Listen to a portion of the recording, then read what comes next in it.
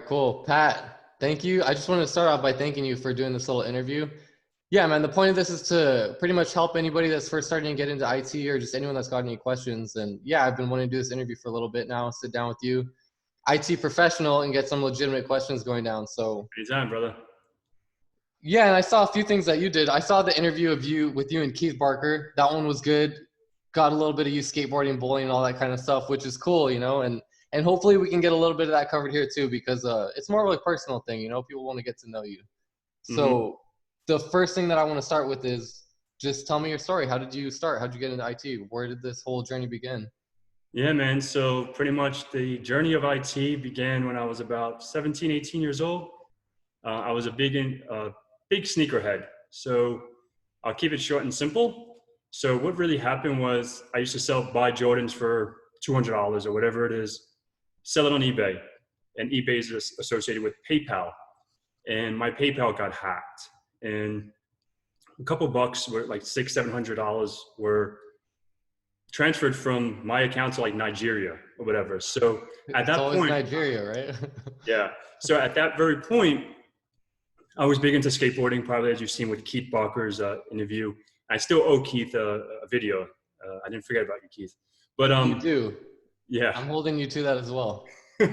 And so I was big into skateboarding. So in my undergrad, I started out with multimedia design, doing Adobe Final Cut and doing all that stuff, filming with three chip cameras and, doing all that cool stuff.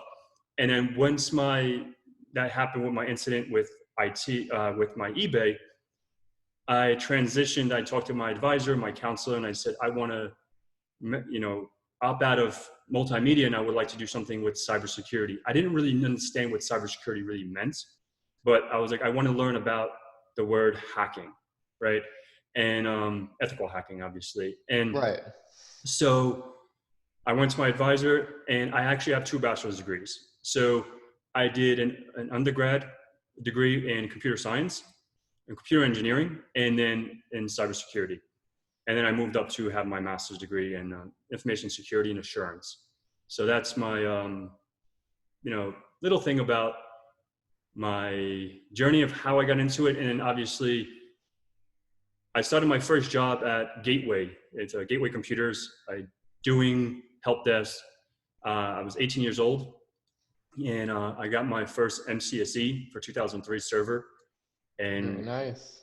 From there, getting into the world of the certifications, but we can get on that in another topic. But then I just started progressing my career from there.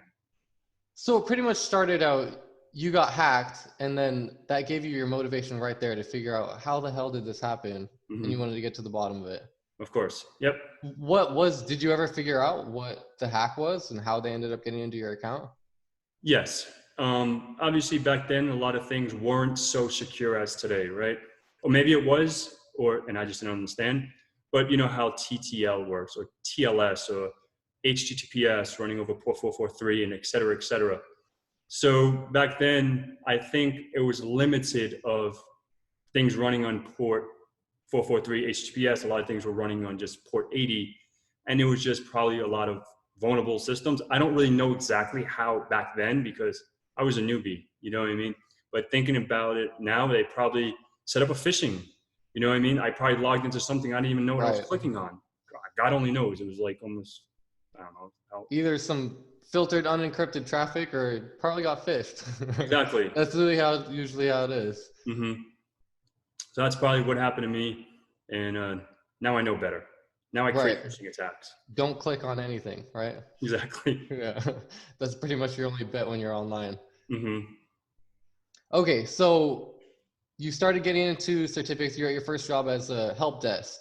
And then where did you go from there? How about this? What is your current role right now? What do you place as? At this very, very moment. So I know we wanted to talk about the coronavirus, right? So and how it's affecting everything. Exactly. So 3 weeks ago, I think it's 3 weeks now, I got laid off, right? So I was a network security engineer for a cloud company.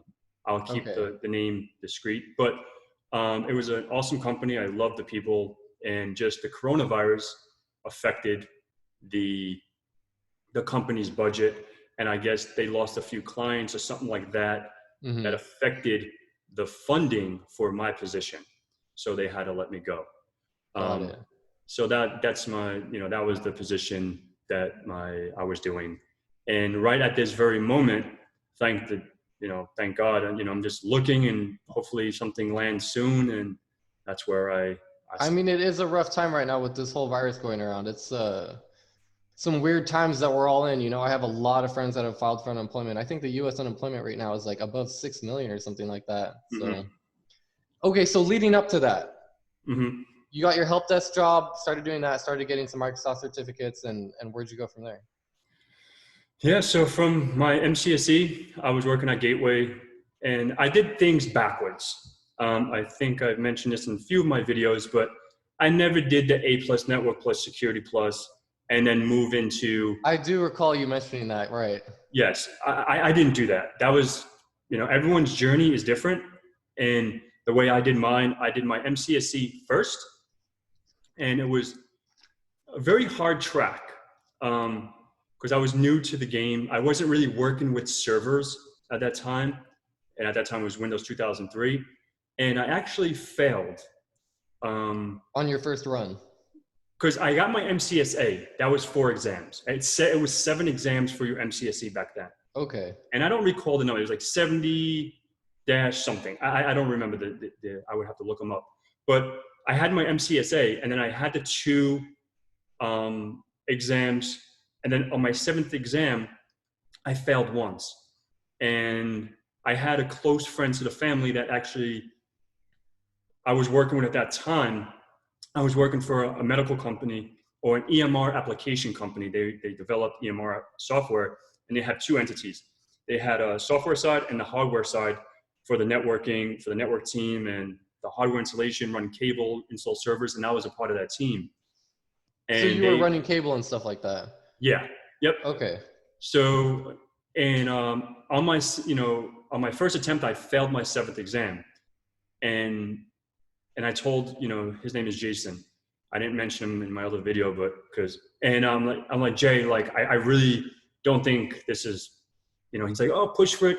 And then if I got this, he would talk to upper management and get me like, I think it was like a $5,000 or $7,000 raise. Oh, there's your motivation right there. Yeah, exactly. He was my motivation. So, and then I started studying harder. And then back then it was virtual PC. Now they have VirtualBox, they have VMware, they have KMS, right? All these virtualization platforms. Back then, Microsoft had this specific one, virtual PC, and that's what I was using to lab up. And so then I finally passed. Right, I got this MCSE. They don't know what the hell is doing. Right, that probably felt good too, right? Yeah, because it was a big accomplishment. And right. But I didn't really know too much. Right, like I knew the certification. I knew how to set up Active Directory, set up DNS, but I didn't really know it good enough to feel I'm confident, because there everything was member servers. A member server is just a flat network, which is a file server that you don't have an Active Directory architecture. It's just a member server. So from there, I wanted to progress, and I wanted to utilize the certification, right? And but I didn't really know the ins and outs of, say, for example, you said, oh, I need a DIM or ECC memory. I was clueless. I was like, I don't know what that is. And then Jay was like, oh, you should do your A+ and your Network Plus to get more familiarized with hardware and software, because the basics. Yeah, exactly. So I jumped around. So I jumped from MCSE, and then I did my A+, Network Plus, Security Plus, Linux Plus, Green IT, and I forget what other ones. Did you go for any of your Cisco certifications at that time? No, hell no. I was scared of Cisco. Okay. I was scared of Cisco. Anything with a command line, I was scared of. Excuse me. So. But even in the Network Plus and Security Plus, there's a little bit of Linux command line in there, no? I don't remember. I took my Network Plus in 2009.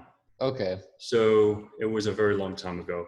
So I don't think so. It was just more like the OSI model, 586B, 586A connections. Right. Basic stuff like that. It's not as intense as now. Now they have like simulators. and they have, you know, stuff like that. I don't know. I haven't took the Network Plus, and I mean, I just recently took mine a couple months ago, and yeah, they do. One of the things that they have is you got to know your basic commands for Linux, Mac OS, and Windows. And yeah, there's a lot of simulations. One of them is even a command line that you just have to figure it out for yourself. You're right there in the terminal trying to find out what's wrong with the network. It's pretty exactly. cool. Right. Yeah, and so with that, like I didn't take, and then I moved into the Cisco world because I'm like, okay, I had, you know, MCSE and probably I think eight CompTIA certifications at this time. I don't remember. I Wow. have quite a few under my belt. So, and then I just progressed, and then I went into a role that it was a hybrid role, systems, networking. So I understood back then what a switch was. I understood you know, what a hub was, what a router was, but didn't really know how to configure it. You know what I mean? I didn't know how to really get into an interface. I just thought, you know, it's a Linksys home router. You plug it in and things magically happen, right? Obviously, with the Cisco world, you plug on a router, you turn on a router, you plug in a thing, it doesn't work. It's not like a Doesn't do switch. anything. Right. Exactly. So at that time, I got laid off of a position I was at, and there was a grant that was given out to the government back then if you're unemployed or underemployed. And I applied and I got granted for this grant. It's like $8,000 or $10,000. So I went into a program. They had the MCITP, Enterprise Administrator. That's the Microsoft Certified IT Professional certification. Okay. And they offered the MCITP, Enterprise Admin, CCNA, and a SQL class or something like that. But I didn't care about SQL. So I took my CCNA. I never did this, excuse me. I never did the ICND 1, ICND 2. I never went that route. I just did the one exam. And I passed it, thank God, on my first attempt. Nice. And then I did my CCNA security because I wanted to understand more of the ASAs. So at this point, you're starting to get into some Cisco stuff. Yeah, and this was about 2000, what are we in, 2020? So this was about 8 years ago. Yeah, it was about 8 years ago. Okay. So pretty much just because you're certified in something doesn't mean that you know how to use it. Nope.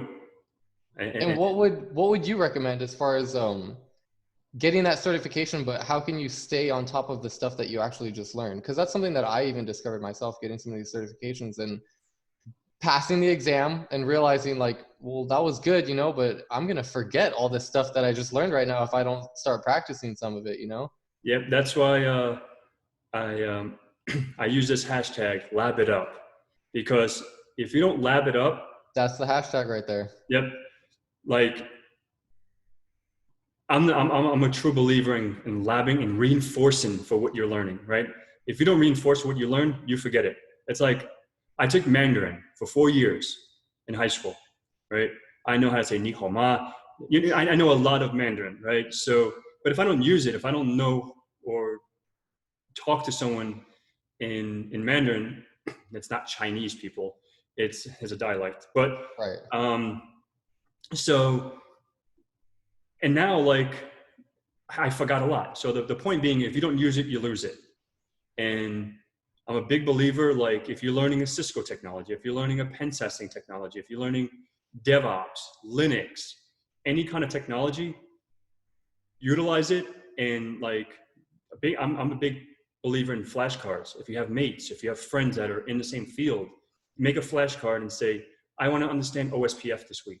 I want to understand EIGRP, or I want to understand VLANs, or, you know, IP DHCP snooping.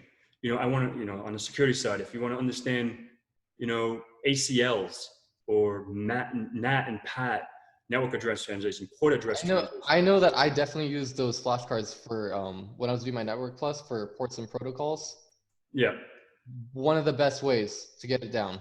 Mm-hmm. Especially protocols and the ports associated. Like if I say, what is the port for DNS? Right, exactly. You know, what is the port for Telnet, SSH, etc. And people understand the protocol, how it works. SSH is more secure than Telnet, but behind the scenes, if you're using, gotta know it's 23, yeah. If you're using Wireshark, you're trying to capture those packets to see what's really going on deeper. if you don't understand how the technology is working, you're looking at Mandarin right there, right? Right. Yeah, exactly. You know, And that was one of the things too, is when I was using those flashcards, I remember I was able, because I used Jason Dion's course and it had 30, I believe that he wanted you to memorize. And I was able to get all 30 of them memorized in 1 or 2 days. mhm. The thing was, I spent the other 2 weeks going through the rest of the lessons. I didn't take another look at those flashcards. Once I took another look at those flashcards, it was all gone. Exactly. So you, just like you said, it's got to stay on top of it continuously, almost every day, keeping that in your mind so it stays fresh. Mm-hmm. Totally. Yeah, that's what helped me. Okay, here. I'm going to go on some of the other questions that we got here. Go for it, man. Okay, so we were just talking about certifications. What were some of the study resources that you used in order to study for those? So back then, I didn't know about the whole world of the resources that we have today. But when It I was did, different, right? totally, There's totally. an endless amount of resources out there Now, now. if you can't pass an exam, maybe they were out there then. I just didn't know how to research them, right? So I can't say they weren't out there in 2008 and 2007. But the way I did it for my MCSE, I got this big brick of books for the MCSE, and back then was for the client. The client OS was Windows XP. So I read that damn book and had a virtual PC and It was just hard textbooks. Yep, hard textbooks, and then like the practice test on the CD that comes with it, and just practiced it, and that's pretty much what I did for my MCSE. For the A plus and the Network Plus, same thing. I had that big giant book. Those till this day, and I don't know if I mentioned that on Keith's video or on some other videos I talk to people, but the A plus was probably one of my hardest exams. Really? For me, yes. Because still today, like if you give me an A plus exam right now, I'll probably fail. Because I don't do motherboards. I don't care about your North Bridge, South Bridge, and your Sim Dim RAM. What's going across the PCI Express board and stuff like Yeah, that? I don't know that off the Those top of my buttons. head, right? Right. And that's what people don't understand about technology. When they say, "Oh, you're an IT guy, you know it all," nah, you know, and It's a very vast, very broad. exactly, and people don't understand that, even family members. But that's besides the point. Sorry, guys, love I you. mean, But that's a given. yeah, so yeah, so the resource I used back then was pretty much the practice test that came with the books, and read the book, and that's how I pretty much did it. And then until I got into my Cisco stuff, and then I actually got physical gear. And Okay. so I got into physical gear. They didn't. I don't know if they had Packet Tracer back then, or GNS3, or EVE-NG, or Viral, all the virtual emulators and simulators that they have today, because I didn't know about them. So I bought physical gear for my CCNA. And from what I hear, that's the best way to learn. I believe so, Have because some physical gear totally, that you can actually plug in, feel, grab, and see exactly what's going on. yes, because I have stories, I have friends or acquaintances more like that passed their CCNA through, from the ICND1, ICND2, from today's, or not today, because now they've reamped it on February 24th. Right, yeah. But prior to that, you get your CCNA and you ask them what, the console cable is, or ask them what is line VTY lines, and like, I don't know, like I can pass an exam, but they don't really have the physical touch. And that's why someone I love, from CBT Nuggets, Keith obviously is one of my mentors in life with the IT stuff, but Jeremy Chara, he's awesome. I love his way of teaching. I love his way of expressing the learning patterns, because if you don't physically touch it, there is a gap. You're going to have this emulated environment, GNS3, Packet Tracer, and all this stuff, and you have your CCNA. Now, Jeremy or myself or someone says, go into the server room and check this physical connection, and you've never seen a physical connection, then you have that gap. So Right. I'm a big believer in physical gear, so you can understand and you can fill in that gap of the physical touch versus the, SSHing into the configuration and show running config or whatever you're trying to troubleshoot. And that's exactly what I have over my shoulder right here. Yep.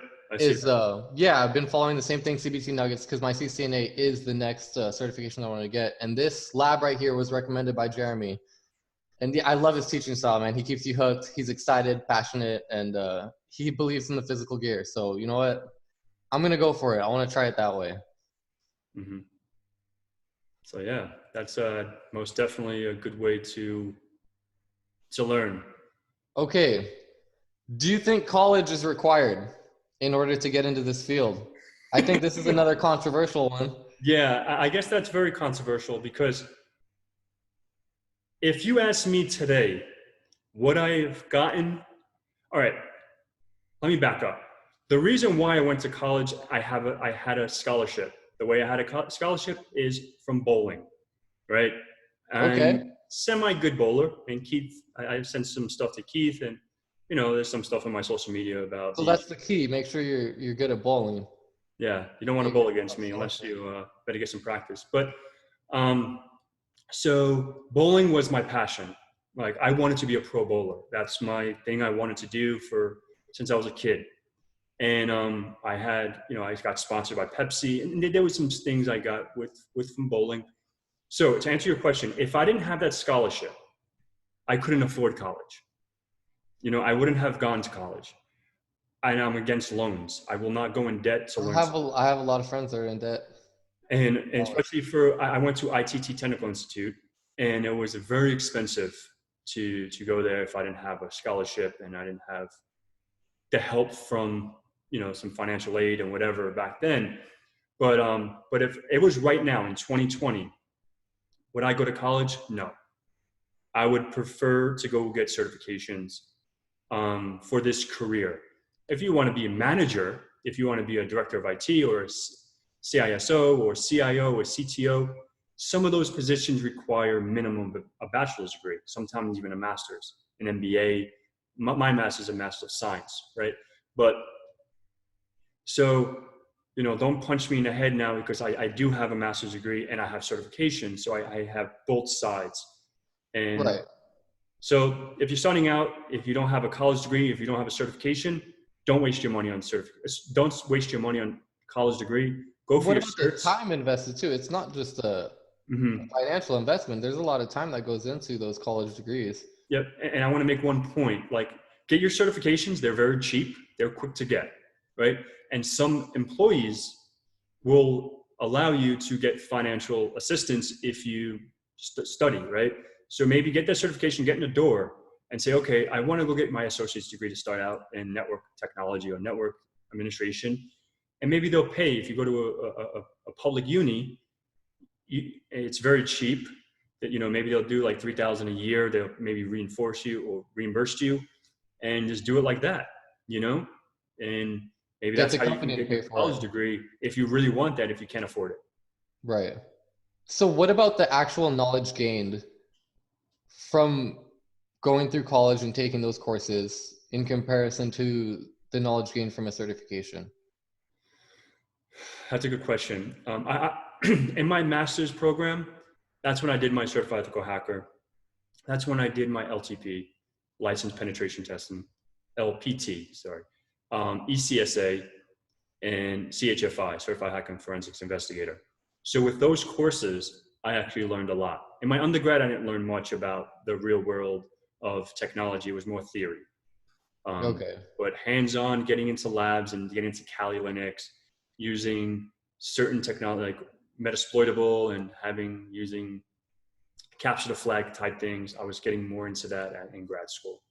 So the certifications are less theory, more practical application, but that grad school will give you more of a fundamental understanding of actually what's going on, you'd say? Yeah, it all depends on what grad school you go to, right? And what you're studying. So in my graduate degree, I did it at WGU, Western Governors University. I've heard that one is pretty good. I heard you could do the whole thing online as well. Exactly, that's what I did. It's in Utah. I think the base is in Utah, but I did mine 100% online, my grad school. Okay. How long did that take you?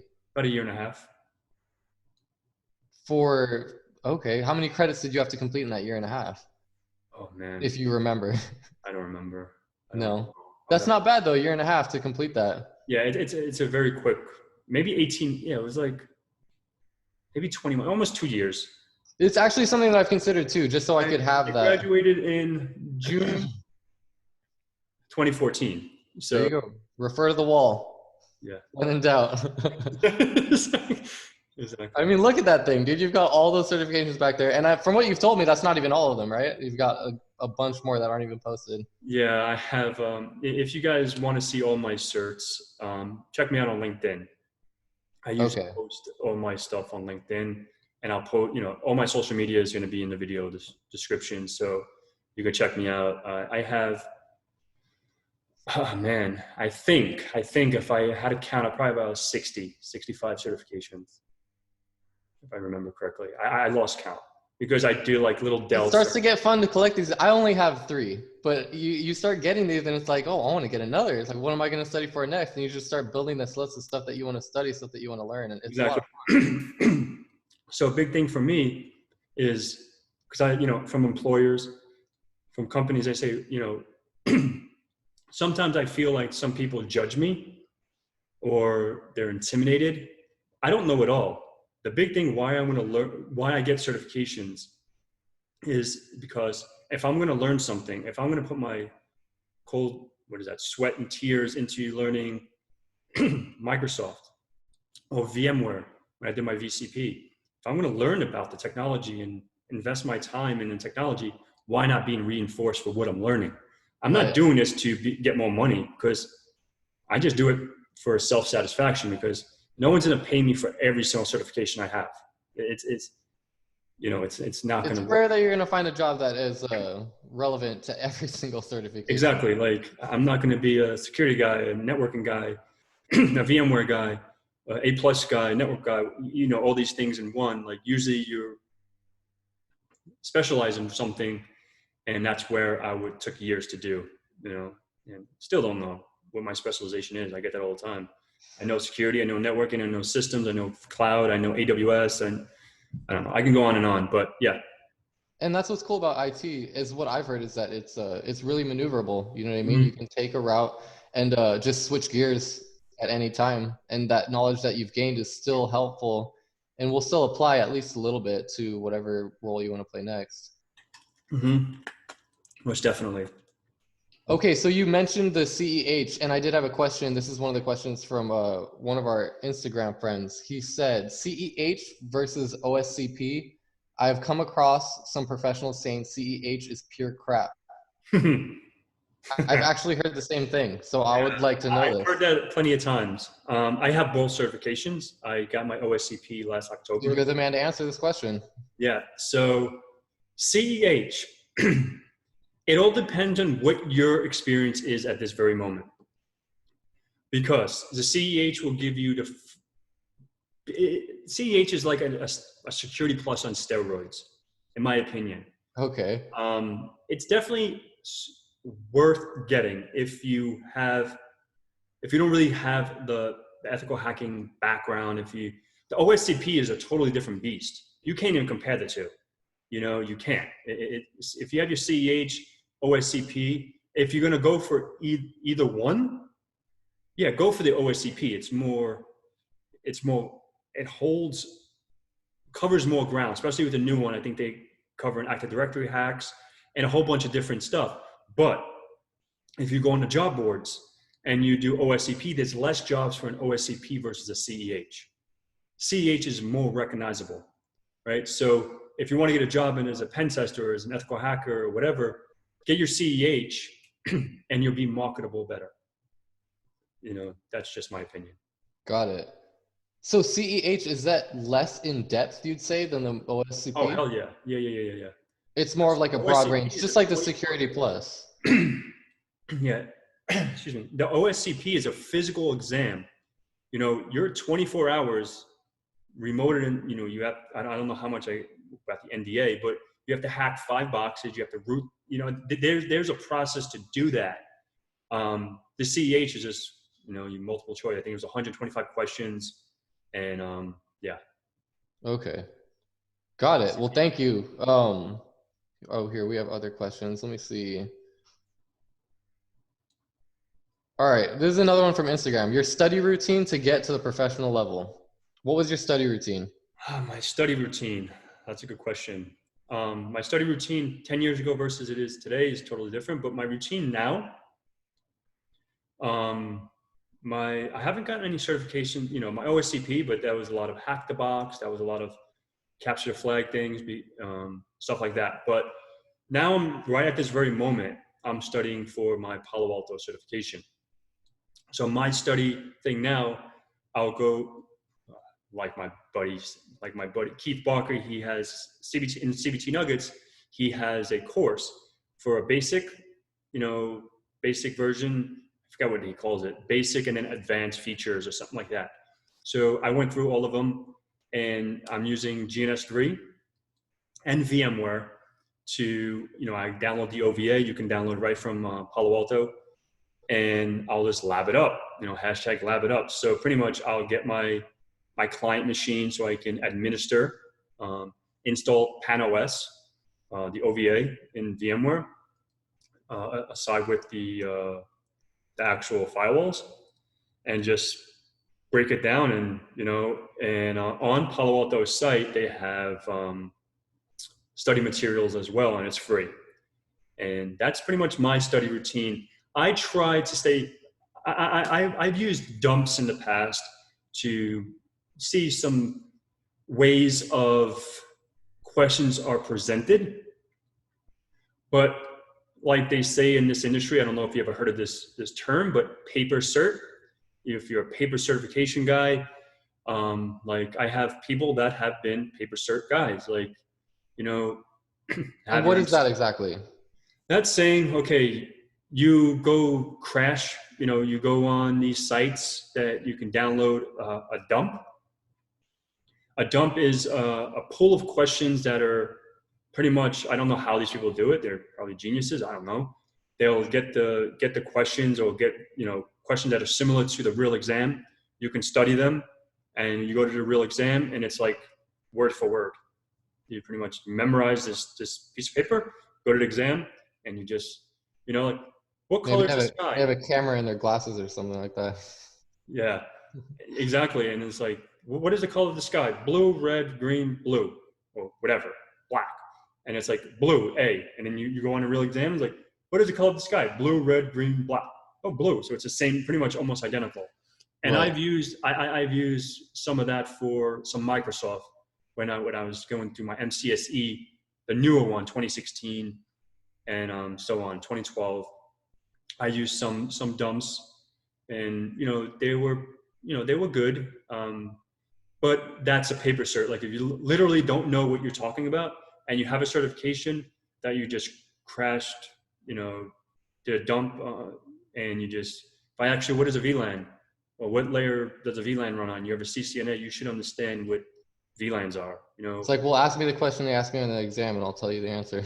Exactly. And this is where people are like, oh, but they don't really know what they're talking about. So that's pretty much brain dumping. Okay. So what about your time management, you'd say, between work? I know that you've got kids, you got a dog, other responsibilities, things going on. How do you manage your time? How many hours a day would you say you put into studying for your next certification? Right now with the Palo Alto certification, I'm probably, at this very moment, obviously things have changed, right? Because my priorities are a little different. But normally when I'm back to schedule, I probably study 6 to 8 hours a week. Okay. I try to do at least an hour and 10 minutes a night, something like that, an hour a night. After, because I like to do my little YouTube videos. I have to, obviously, if I have my daughter, it's a little tough, Oh yeah, definitely tough doing that. Yeah, so that's pretty much how I schedule. Like I'll put my phone away, I just focus on my computer and just go to town.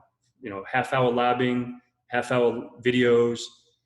First I'll do the video, and then I'll just write down what I want to learn. That, like right now we're doing Palo Alto. If I want to learn, wildfire or whatever the hell their technologies are, global protect or VPN, whatever it is, I'll study or watch the video, and then I'll just go ahead and lab it up. Okay. And so we covered the resources that you used back then to get pretty much your first certifications, textbooks, CD, labbing, all that kind of stuff, the old kind of virtualization. But what about nowadays with all the resources that we have available? We have CBT Nuggets, IT Pro TV. We even got free ones like Cybrary. even YouTube, you could learn a lot on YouTube. What do you use for nowadays? Like I just said, like for the Palo Alto, I'm using CBT Nuggets Right, with Keith Barker, and but I've used I love IT Pro TV. They're awesome. Those guys over there are great. I haven't used theirs for actual certification training, but I did their labs for some of their Cisco stuff just to check it out and you know be be a fan. right. They're great stuff as well. Udemy is good for some stuff. Udemy is one of my favorites. Udemy is good. Cyberry is awesome. Obviously, it's free to an extent. Like YouTube. Um, YouTube has some good stuff out there as well.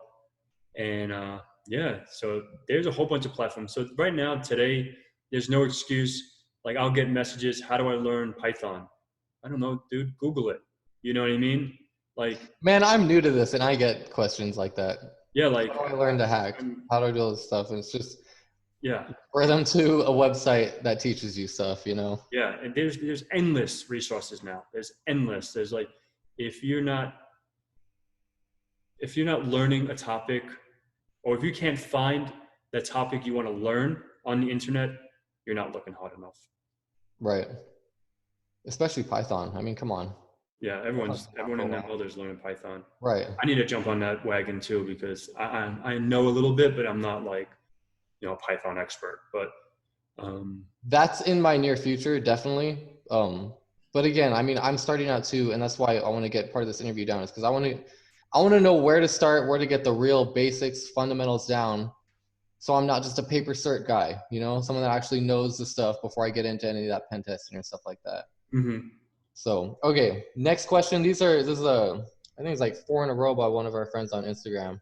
First one is, as a student getting a technical degree, are certifications worth it? I feel like we kind of answered that already. Yeah. So, can you say it again? Like he was. As a student getting a technical degree, are certifications worth it? Yes. If you're already in college, if you're already in university, and you're pursuing your degree, after you graduate, congrats, cheers to that. Definitely pursue certification. Certifications are going to hold more value and show more value to an employee than a degree. If you're technical, remember, if you're going into management, if you're going into something like that, certifications don't matter because you're not touching anything technical. You're going to be pushing papers and doing vendor management and project management and all that stuff. But if you want to get into the technical aspect, yes, certifications hold more value. So definitely pursue it. Next question. Oh, okay. If so, what certifications? Oh, that's a tough one. It all depends on what you want, right? Do you want to be a networking guy? Do you want to be a security guy? Do you want to be a systems guy? Do you want to be a cloud guy? Do you want to be a developer? So if you're asking me, I can't answer that for you, but I can answer it for me, right? So my background is very broad, but if you're starting out, do what James did, A+ network plus security plus. Don't do it the way I did it because I did things backwards. But yeah, so get the fundamentals down, because how do you know how networks traverse and stuff like that when you don't even know the basics? And so I can't really answer that, because I would say, okay, go for your A+, network plus, security plus, Linux plus, right? Because Linux is huge today.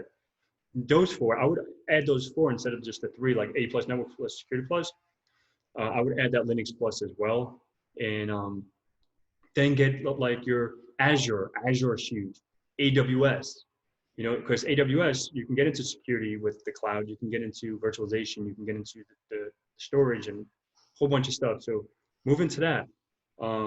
Because I think and that's the order that you would recommend, is the A+ network plus security plus, because I know that some people recommend that if you have a little bit of background, I mean, especially somebody that's already in school would have a little bit of background if that's what they're studying for. They say to skip the A+, or maybe even skip the network plus if they're trying to get into security. I wouldn't. I did. Look, I had an MCSE, right? I had an MCSE, which was way harder in the sense of studying, right? Yeah, A+ was hard for me because I wasn't interested. I guess I was more like, I don't care about your computer. I don't care about your hardware, your hard drive, your 72 RPMs and all this. I didn't really care about that your stuff. M.2 form factor SSD. Yeah, I didn't care about all that stuff. So I'm like, But, you know, like if you skip the basics and say if your own hard drive fails, you don't know what a SATA cable is. You don't know what is the new hard drives now? I don't even know, EDM or something module, like little module. I have them on my desktop. Yeah.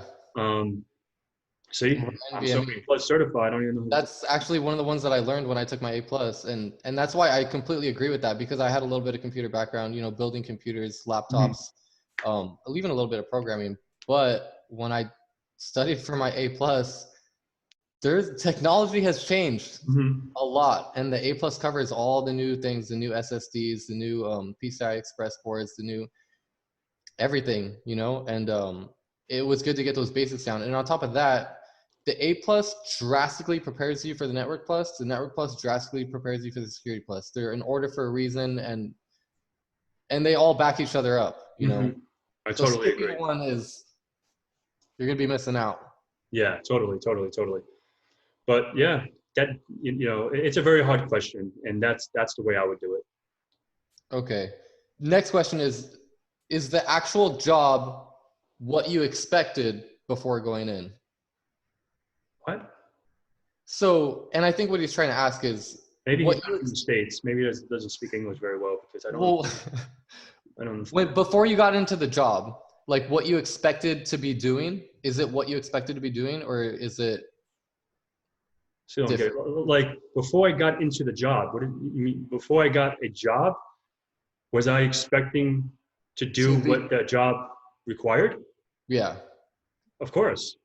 Of course. If this says I'm going to be a system engineer, I expect to know systems. If you know, you're not going to say, "Oh, you're going to apply for a network engineer and go in and sweep the floor," right? I think my guess at what it is maybe because, you know, a lot of people when they start getting into IT, cybersecurity especially, and they start looking into pen testing and hacking, they think that they're going to be behind a terminal, hacking away, cracking into systems and stuff like that. Mm-hmm. So they would expect to do that before they get into one of those jobs. And is it really like that when you get in? Oh, okay. So no. Like, I think I understand the question. I'll try to answer the best I can. But if you want to get into the cybersecurity world, like, if you're behind a terminal, if you're in Kali or Parrot or whatever OS you're utilizing, it's not like you just type a command, hit enter, and you're in a system. You know what I mean? It's a waiting game. You know, there's a lot of patience. You know what I mean? That's why there's phases of the phases of hacking. And you know, how can you hack something where you don't know how something works? How can you hack something where you don't have any information? That's why there's information gathering, et cetera, et cetera.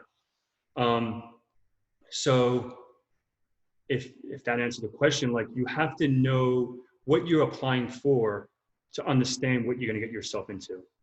Right. So do your due diligence, do your research. Yeah, exactly. If you're you know, if you're applying to be a network security guy for, I don't know, Facebook, and Facebook's description has bullet points of, you know, you have to know vulnerability assessment, you have to know pen testing, you have to know OWASP, you have to understand, you know, Python, Perl, whatever thing is.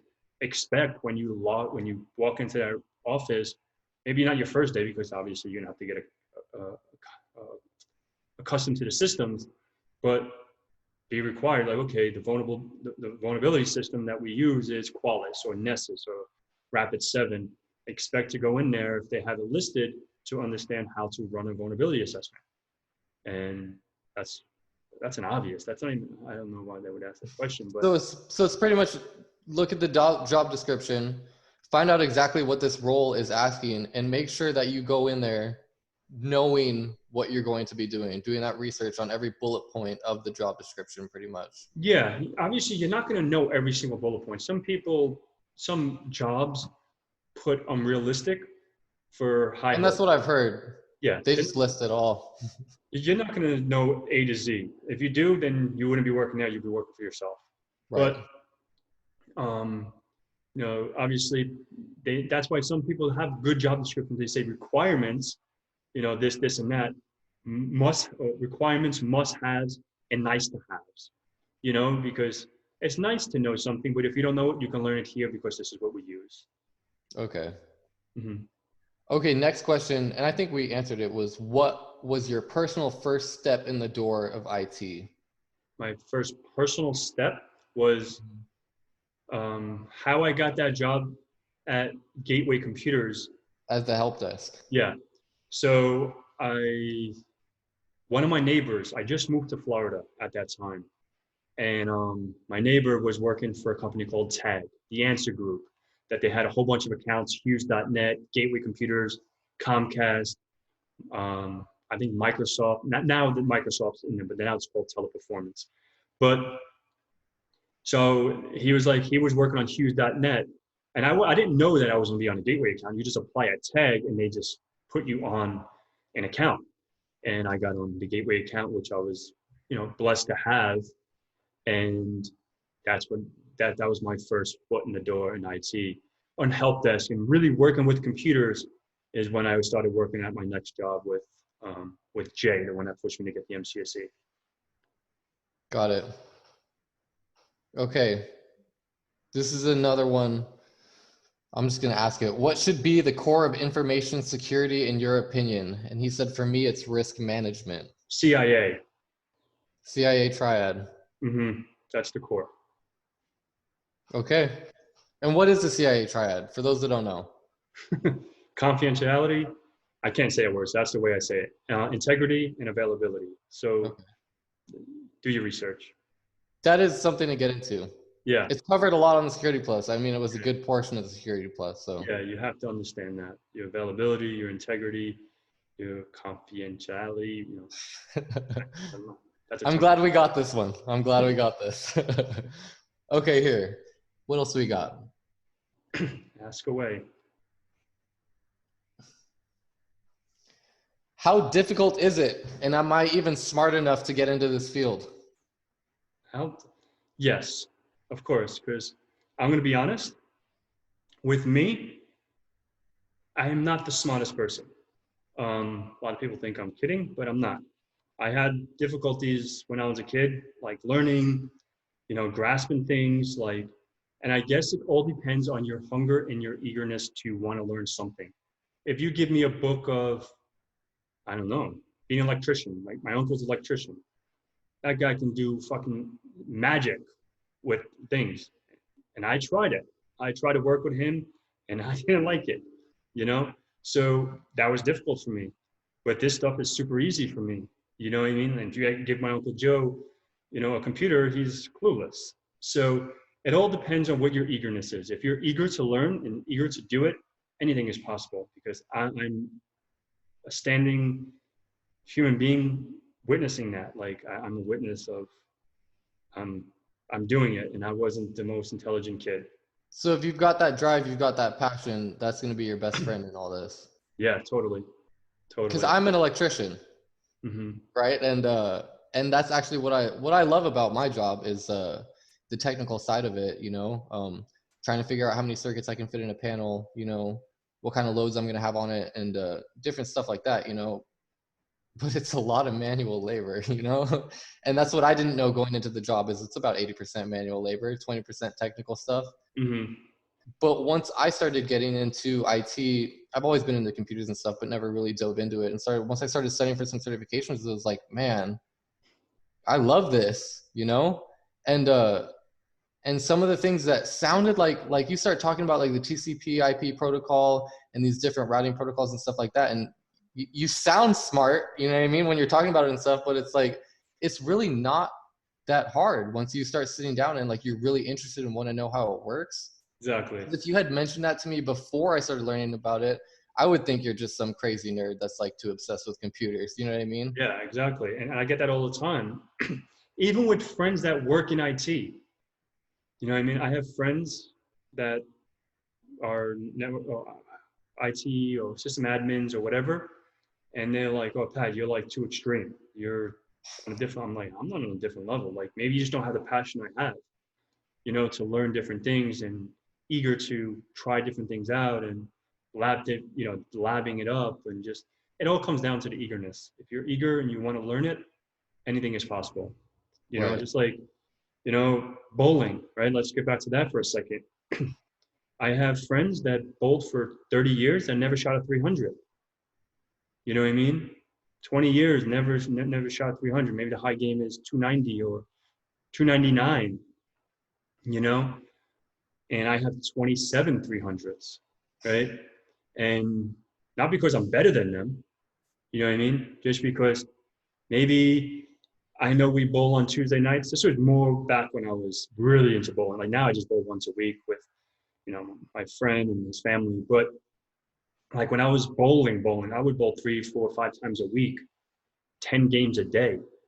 Just to bowl is to learn the different, the oil patterns. There's a science behind it. Where you roll the ball and how fast you roll the ball and how many revs you put on the ball and all this stuff. And if you just tell like someone like yourself or someone that's not into bowling, they're like, you're stupid. What are you even talking about? There's a science.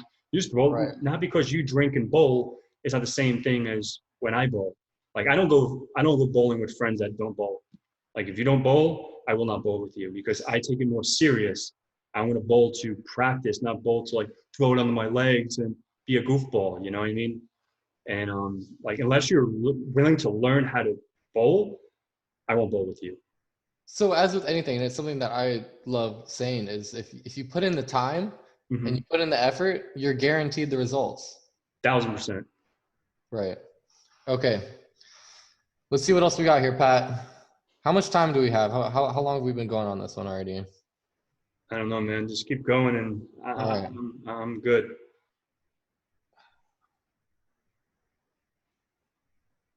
Here's another controversial one.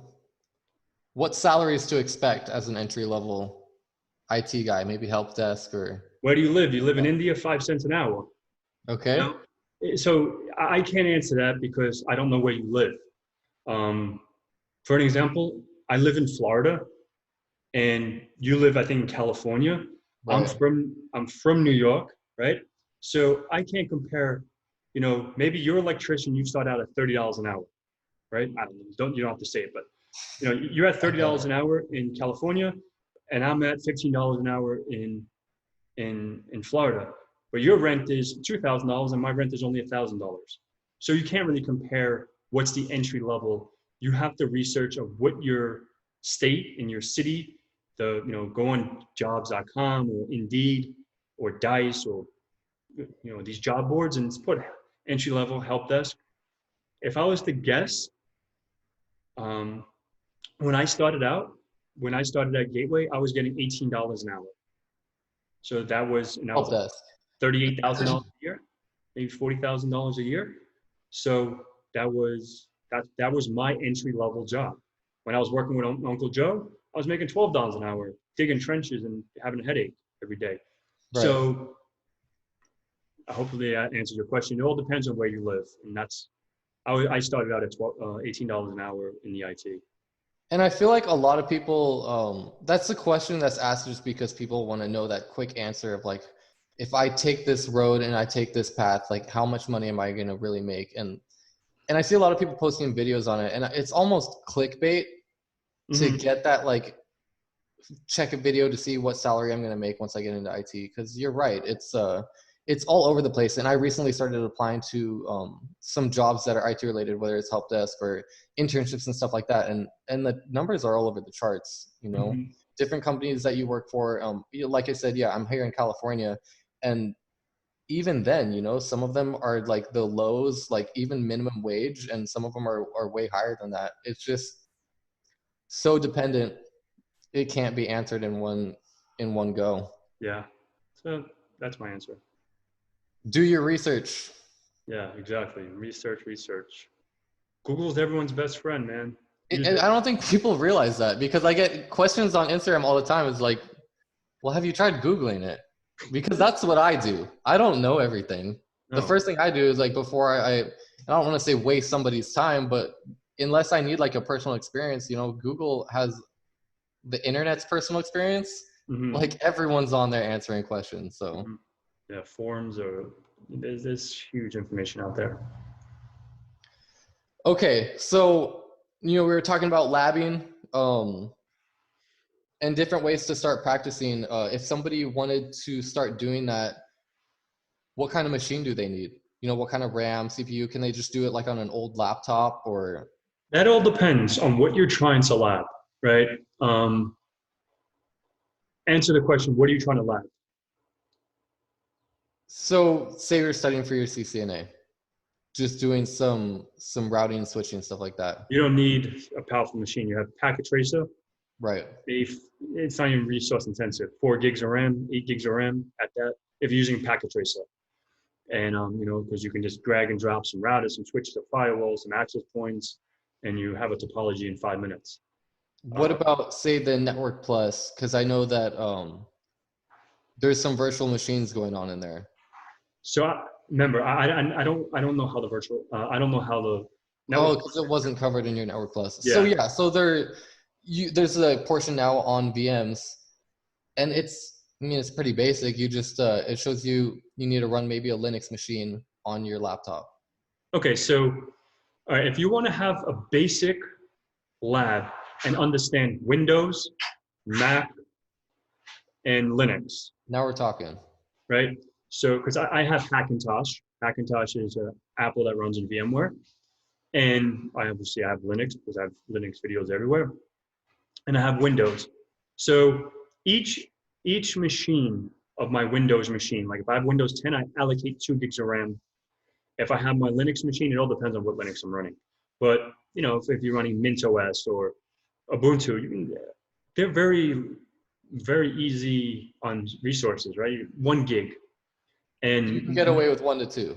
Yeah, 1 to 2 is recommended. It all depends. But if you're doing a minimum, 1 is fine. But and I think that's where it would be for some of the basics. Yeah, yeah. We're not going crazy here. So if you have an old laptop, if you're on a budget, you know, you can set up a decent lab with maybe 6 gigs of RAM, minimum, right? But the recommended would probably be more 10 to 12 gigs of RAM. So you can, you know, have a little bit of a horsepower. You know, you can set, right. You know, so yeah, like my laptop before I built this machine has 32 gigs of RAM. I started out with 16 gigs, but I would run Kali, I would run Metasploitable, I would run some Hack the Box VMs and some VMs. So tell us how many gigs of RAM does your machine have right now? Oh, this machine has 128 gigs. 128 gigs. Yeah. Yeah.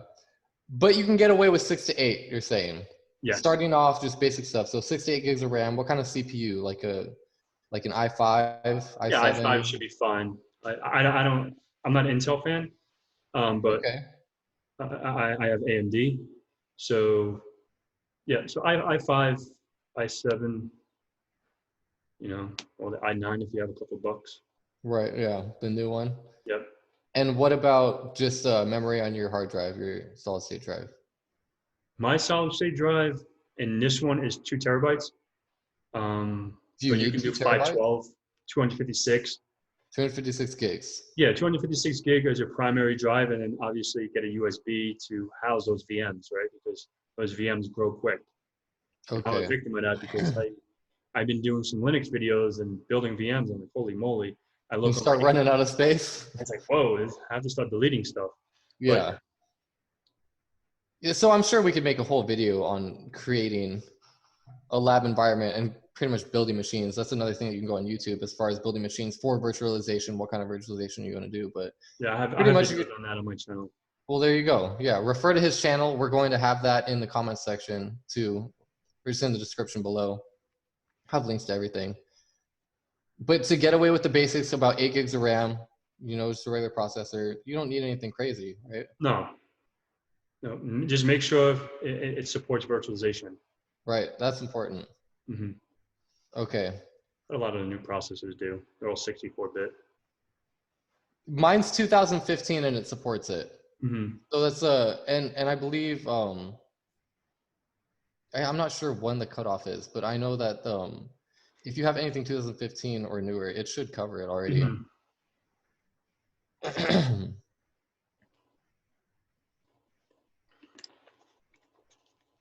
Okay, just to get on, I know that we're using the Zoom platform in order to have this chat right now. There's been a ton.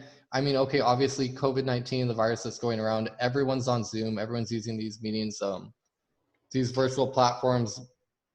There's also been a lot of news about people hacking these things and the vulnerabilities that are into it.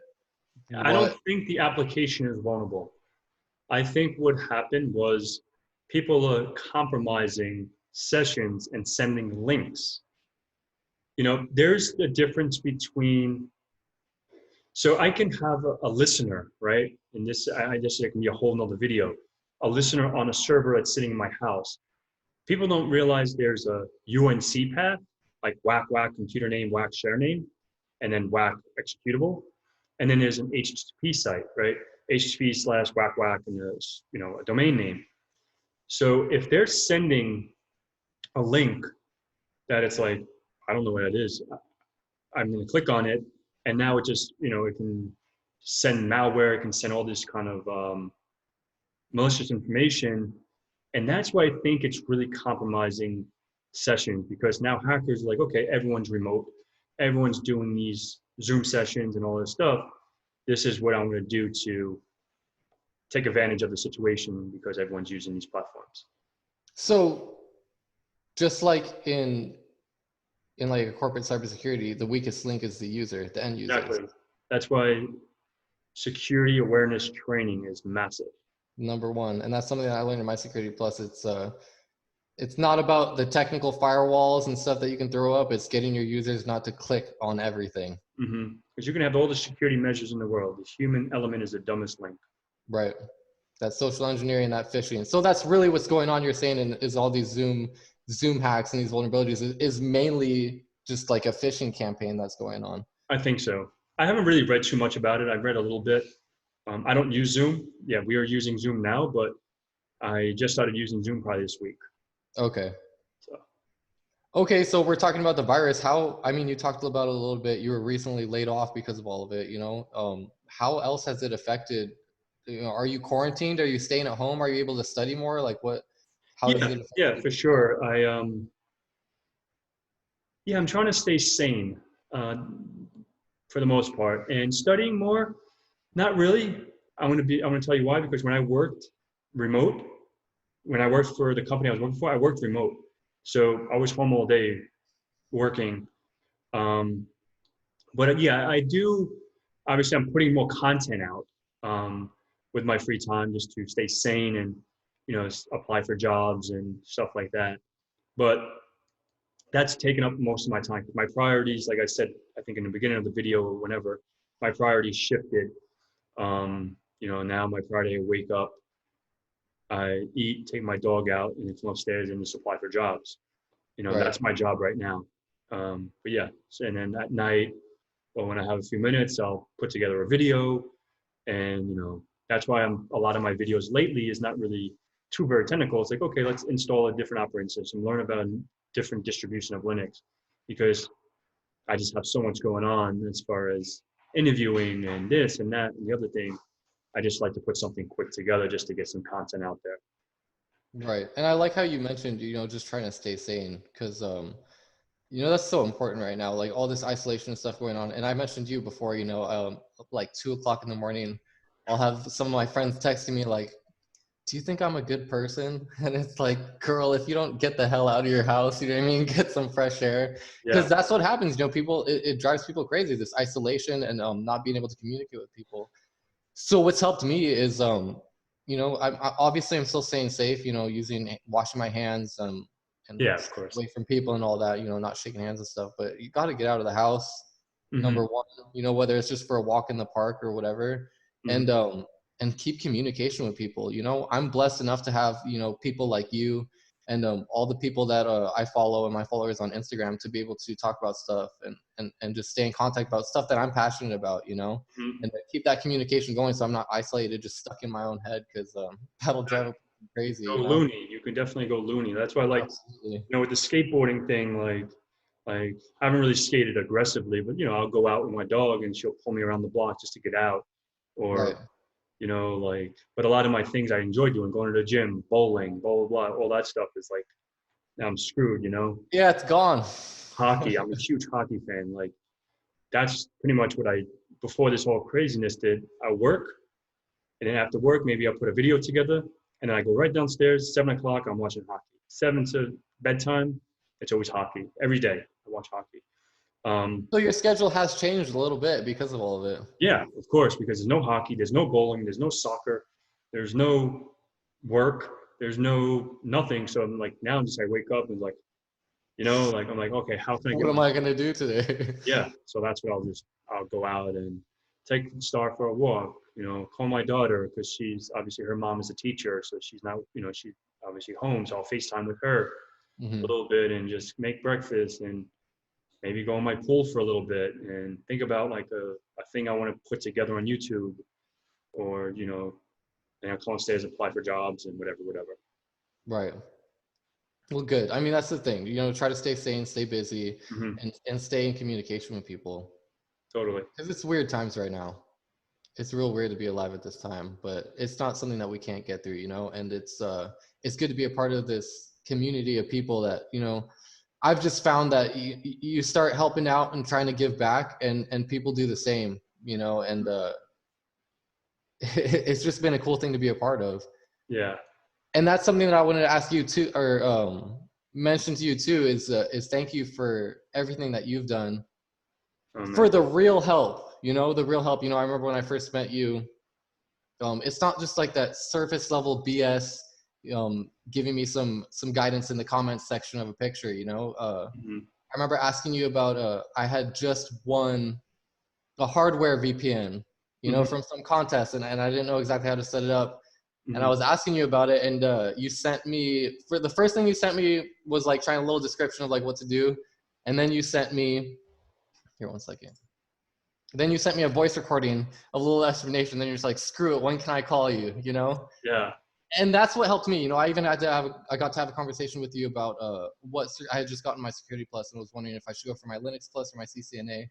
I got to talk to you for a while. You know, we went off on some tangents, but you got some guidance, you know, over the phone of the next step to take, and that's when I started studying for my CCNA. So, and that's what I appreciate, you know, people like you that provide the real help, you know, not just trying to look good on Instagram and get a bunch of followers and stuff like that, you know. And I don't even just have a lot of followers.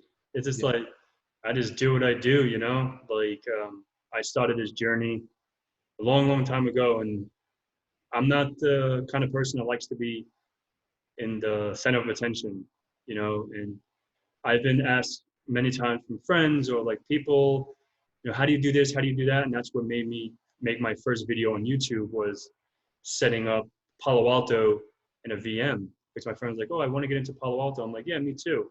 And I put together that one video, and then I'm like, talking to a camera without someone else on the other side is the most awkward thing ever. It's weird.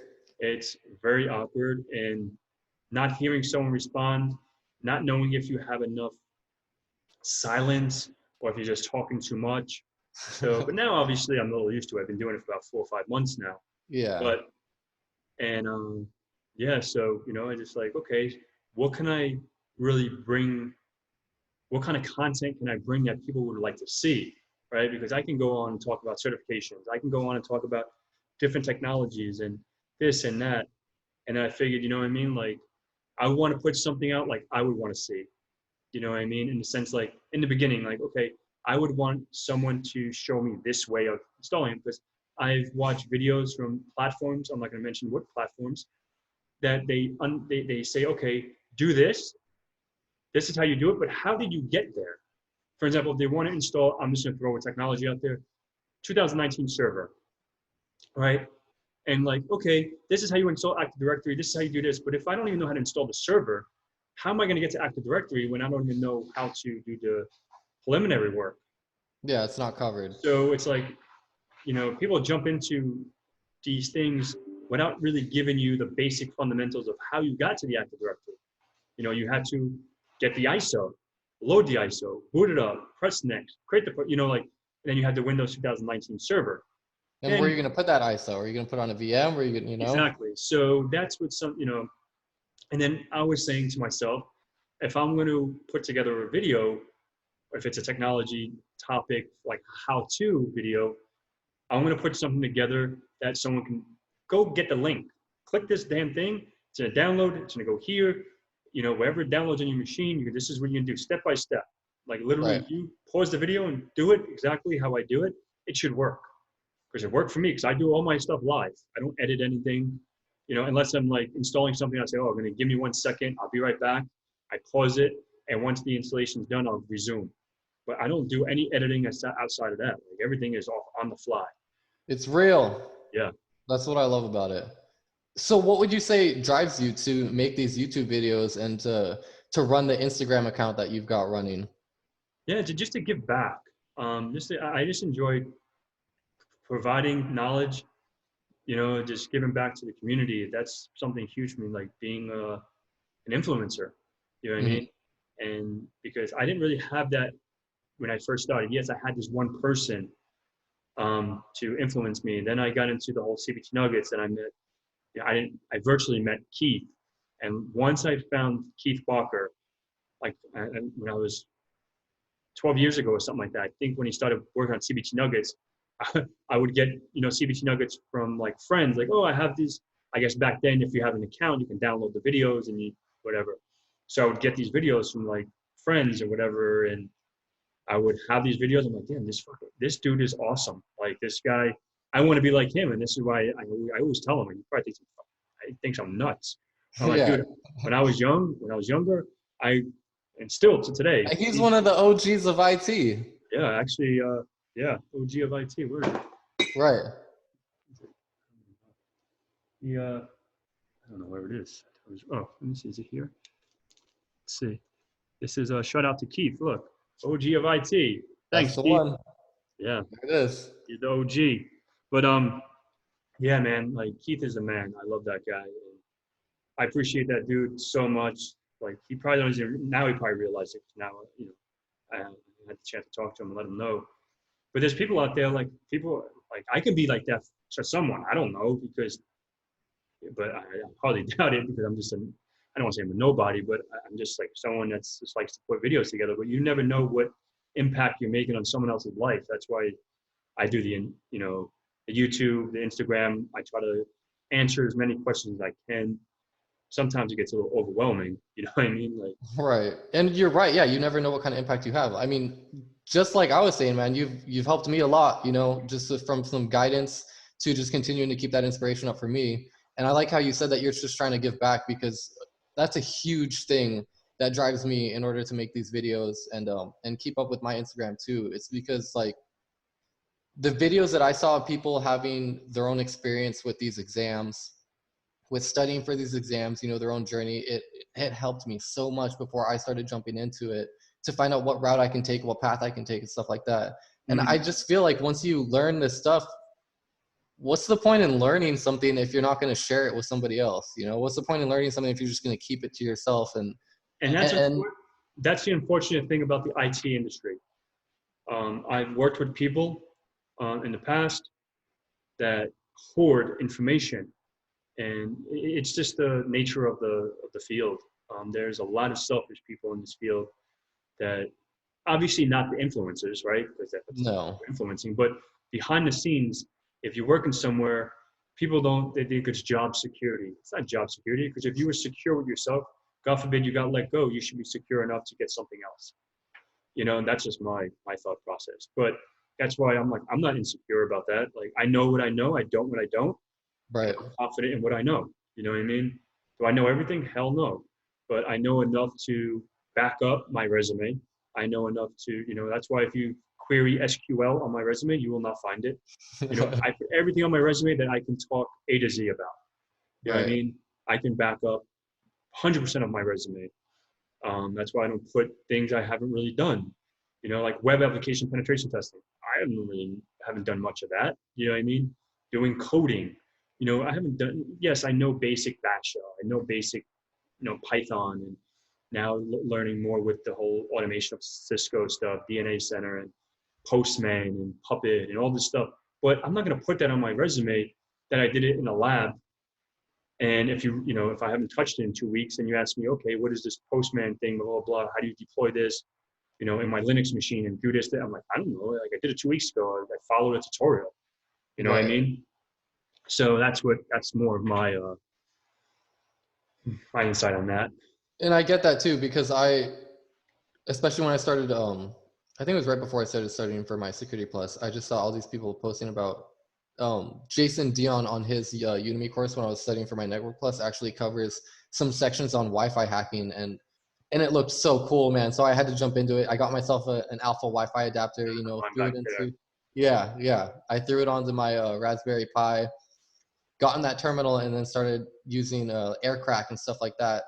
And it was cool. You know what I mean? I was just successful in breaking through, capturing some packets, and getting a password. I think I used John the Ripper on one of them as well. Okay. Um, but that's all I knew was Hmm. the commands in order to accomplish that task. If Yeah. you ask me how to flip through a directory using ls and stuff like that, I could not tell you how to do Yeah. it. Exactly. And that's something like I was not a fan of. That's more of the paper cert people. Right. And I like to know it in and out. Maybe I may not be an expert. Like I may think, for an example, I'm not, I may think I know routing and switching very good. I'm pretty decent. And I'm not an expert at it, but I feel like I know enough to get myself in trouble. But like I think a lot of people in the IT industry compare and try to be better than each other instead of coming together. And share some And knowledge. yeah, and just because you have 1,000 or 100,000 subscribers on YouTube, but and a big thing about me, uh, it's not even about YouTube; it's just about the world. Um, is don't talk about something you haven't done yourself. For an example, I'm not going to talk about CCIE security type topics like, oh, ICE, and doing all these due diligence and research about CCIE topics. Oh, you should do your CCIE security because you can do this and this. And I don't even have a CCNA. I don't even have a Cisco certification. Recommending something that You don't you even have have. no actual, right. That's something, that's a big pet peeve of mine. Huge pet peeve. And that's why, like, I love, there's some people out there on YouTube, I'm not going to mention names, but like, I love, and there's some I hate. You know what I mean? I disguise them like they're retards. You know what I mean? Because there's gonna be a time that they're gonna be put in a situation. Okay, you're talking about this thing on your channel about, I don't know, SQL or whatever the case may be. Elaborate. What is SQL? How do you do a query? How do you do? I don't know. I can't even talk about SQL because I don't really know SQL that well. But or talk about systems or Active Directory or DNS or what is port. You're talking about all these things on your channel, but you can't back it up. So they probably research some stuff for an hour, prepared a little thing, and then talk about something. Oh, you should get this certification because it pays this much. Anyone can go on PayScale or salaries.com and put a CCNA and say, okay, it ranges between $60,000 and $80,000 with 1 to 3 years experience, or 3 to 5 years experience, blah, blah, blah, blah. This is what it would be. But how can you vouch for something you don't even have? That's something I hate. And something that I've always been taught is anything that I speak out of my own personal experience is BS. Exactly. And then you start to steer people wrong, and that's what Exactly. sucks. Is because a lot of these people have they're influencing, and there's people that are looking out for help, people like myself that just needed some guidance, and then you don't know that a lot of these people are speaking out of their own experience, and it's just kind of just this surface level stuff that they did some research on. I would want, if I'm going to get some advice and some guidance, someone that's been through it. Mm-hmm. It only makes sense. It doesn't make sense to get advice from someone that doesn't actually have the experience of doing it. Mm-hmm. No, likewise. That's why I love Keith. You know what I mean? Because I'll say that till the day I die, and I always tell him that. Like, whatever he talks about, he teaches, he elaborates on it, he can back his stuff up. I watch probably every single video on YouTube. I mean, on CBT Nuggets that he taught. Literally, if you go, I have like 30,000 minutes on my every single thing he taught, I watch because I enjoy, like, he's the path I want to be when I quote unquote grow up. I always say I want to be like Keith when I grow up because that's the kind of person that I envision myself as being. Like, you know, when I ever go for a CCIE security, I don't know. I can't say at this very moment in It's an 2020. investment right there of Yeah, some time. it's not And about the investment. It's about utilizing that certification. Remember, okay, it's more about that because I can afford it, right? I can afford labbing it up. I can afford paying for $1,600 for the exam. I don't know what it is now. Like I can afford the exam. It's just about, okay, now I have this piece of paper. Am I going to be reinforced for what I'm learning? Am I going to utilize this certification? And that's where it comes down to. And that's probably one of the certifications that I didn't, I think he has, I don't remember. He has quite a bit too. CISSP, I have my CISSP. And the Palo Alto stuff. I don't have Palo Alto or Checkpoint. He has Checkpoint too. But he might have other stuff that he doesn't even probably, he's been doing it since the day I was born, from right. 1995. So he's been in the game for a hot minute. That's why he's the OG.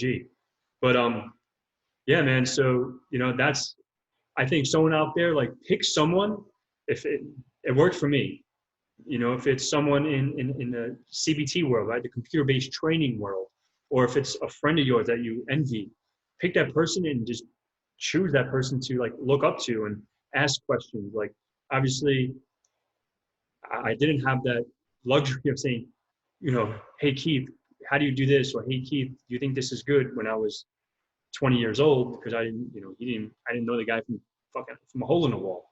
But like I had the luxury of speaking to him and asking him questions and And that's the thing, he posts so many videos and has so many courses online and stuff that you could really follow him, and get his advice and get like his guidance of what path to take. exactly. And he like his videos, like on his channel, obviously he has his new CCNA stuff. He has his Subnet Saturdays and his, CCNA Sundays, I think. And I'm using the chats and I like answer questions as well. And not even about the technical stuff.